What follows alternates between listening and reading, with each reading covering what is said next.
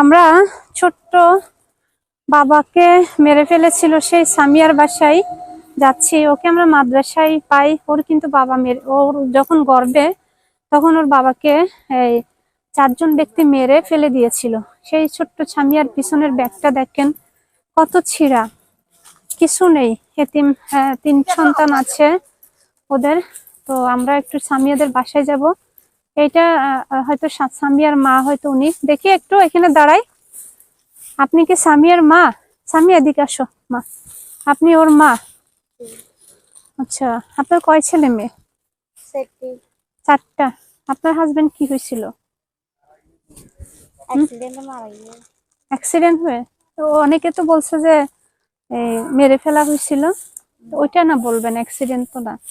আপনি এমনি কি কাজ করেন? খলিপার কাজ করেন, আর খেতিতেও কাজ করেন। আপনার মেয়ে এখন কয়জন আছে বাসায়? 3জন। একজন বিয়ে দিচ্ছেন? 4 মেয়ে নাকি আপনার?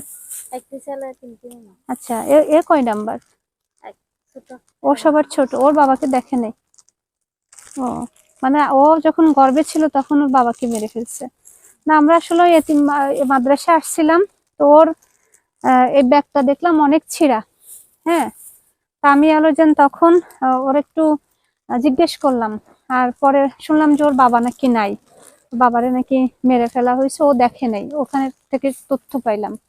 তো সেই সূত্র ধরে আপনার কাছে আসা। তো আমরা সামিয়ার কি কাপড় চোপড় নাই?